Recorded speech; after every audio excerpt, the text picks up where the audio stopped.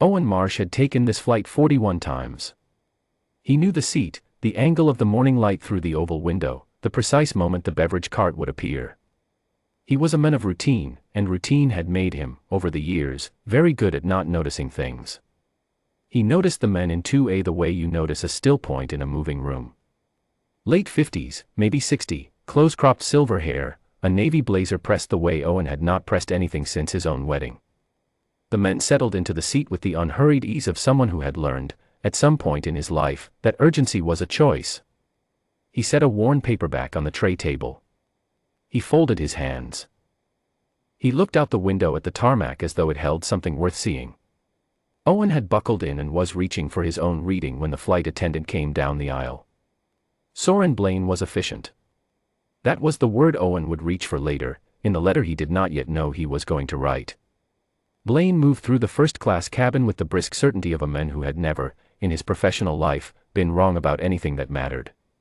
He stopped at 2A. He looked at the boarding pass the man offered, and then he looked at the men, and something shifted behind his eyes. "Sir," Blaine said, his voice lowered just enough to be almost private, "there's a conflict in the manifest. This seat is showing unresolved." The man in 2A looked up from the window. "Unresolved," he said. "Not a question. A word turned over carefully, examined.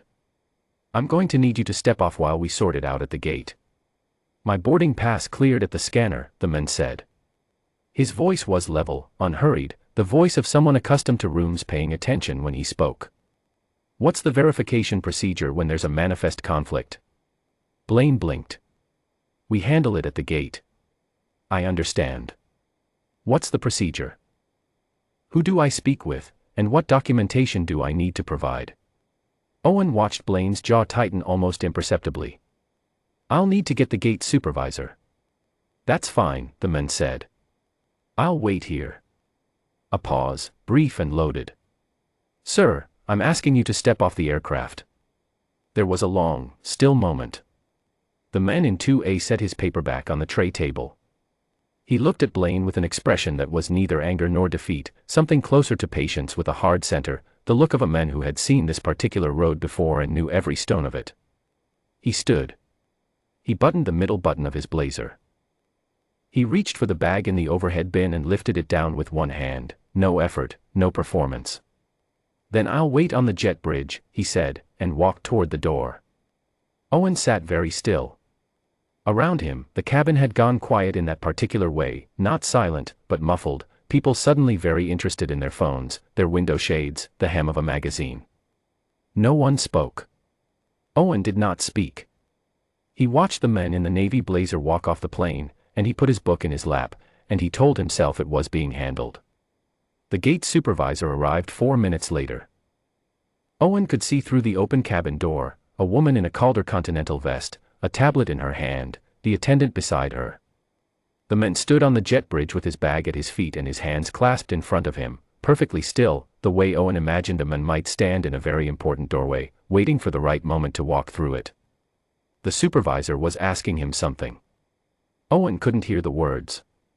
He could see the man reach into the inside breast pocket of his blazer and produce a folded document, not hurriedly, not defiantly, the way you might produce a library card, and offer it. The supervisor looked at it. She looked at him. She looked at the tablet. Owen's hands had gone still on his book. He was not reading. He was watching, and the watching had the quality of something he would not be able to put down later. Then there were footsteps on the jet bridge. Not the quick steps of airline staff, longer strides, the sound of someone moving with direction. Owen leaned slightly into the aisle and saw, past the open door, a man in a Calder Continental operations jacket, mid-40s, white, a badge on a lanyard, a carry-on rolling behind him. The kind of man who walked through airports like he had a map no one else could see. He stopped. He stood there on the jet bridge, 6 feet from the men in 2A, and his face changed the way a sky changes before weather. Then he said, "General Doss." He said it the way you say a name when you have said it many times before in circumstances that required you to mean it. The man in 2A turned.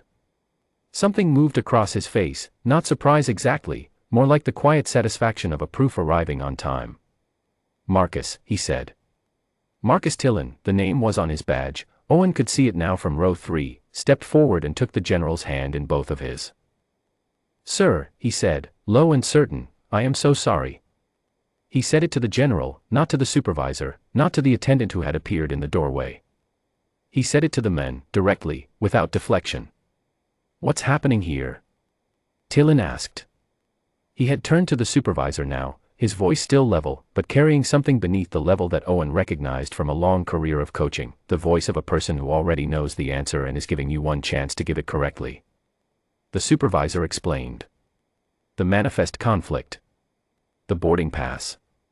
The procedure. Tillin listened without interrupting. When she finished, he held out his hand for the tablet. He looked at it for 4 seconds. He handed it back. "General Leonard Doss," he said, and he said it to both of them, clearly, in the direction of the open cabin door so that the words reached the first-class seats. 31 years, United States Air Force. Brigadier General, retired. He commanded the airlift wing that flew Calder Continental's entire first maintenance crew cohort to their training facility in 2003. He is in Seat 2A because he paid for Seat 2A. His boarding pass is valid. His documentation is in your hand. He paused. "What is the manifest conflict?" The supervisor looked at the tablet again. She tapped it twice. Her face did something complicated. "The name field," she said, "was entered with a hyphen error in the reservation system. His legal name resolved on the secondary passenger check." "It cleared." "It cleared," Tillin repeated. "Yes, sir." "At the scanner?" "Yes." Tillin nodded once, slowly, the nod of a man filing something away in a place where it would not be forgotten. He turned back to the general. "Sir," he said, "I'd like to walk you back to your seat myself, if you'll allow it." "That's not necessary, Marcus." "I know it isn't, sir." "I'd like to anyway." General Doss considered this. He picked up his bag. "All right," he said. Tillin turned back to the door. He looked at the attendant, who had not moved since Tillin arrived. The look was not unkind, but it was complete. "Mr. Blaine," he said, "I'll need you to step off the aircraft and speak with the duty manager. You're suspended pending review, effective now. I'll handle the cabin." Owen heard the words clearly. Around him, the muffled, eyes-down quiet of the cabin had shifted again, people looking up now, looking at the door, some of them leaning almost imperceptibly forward. General Doss came back down the aisle. He walked the way he had walked off, no performance, no hurry, and he set his bag in the overhead and settled into Seat 2A and picked up his paperback. He did not look at the cabin. He did not require the cabin to witness his composure. He simply resumed. Marcus Tillin stood at the front of the cabin. He addressed them without a script, without apology speak, without the careful corporate language of liability. "Ladies and gentlemen," he said, "my name is Marcus Tillin. I'm Calder Continental's Regional Director of Operations for the Southeast, and I served as an Air Force logistics officer for 11 years before that. The man in Seat 2A served this country for 31 years and holds a rank I spent 11 years trying to be worthy of. He was asked to leave this aircraft because of a system error that was already resolved at the scanner, and I want to be clear with you, that is not acceptable, and we are going to fix the process that allowed it." He stopped there. He did not over-explain it. "We will be departing shortly. Thank you for your patience." He stepped off the jet bridge, and the captain appeared, a woman in her early 50s, who walked to row 2 and said something to General Doss in a voice too low for Owen to hear. Doss looked up from his book, smiled once, just once, brief and real, and gave a small nod. Owen sat with his book closed in his lap. He was aware of his hands. He was aware that he had watched a man escorted off an airplane and had said nothing, had looked at his magazine and told himself it was being handled, and that the handling had arrived not because Owen or anyone else in this cabin had done anything at all, but because the right person happened to walk down a jet bridge at the right moment. He thought about that. He thought about what would have happened if Marcus Tillin had not been positioning for a check flight this morning. He thought about the men in 2A standing on that jet bridge, composed and unhurried, with his paperback in his bag and his 31 years, waiting for a manifest error that had already been resolved.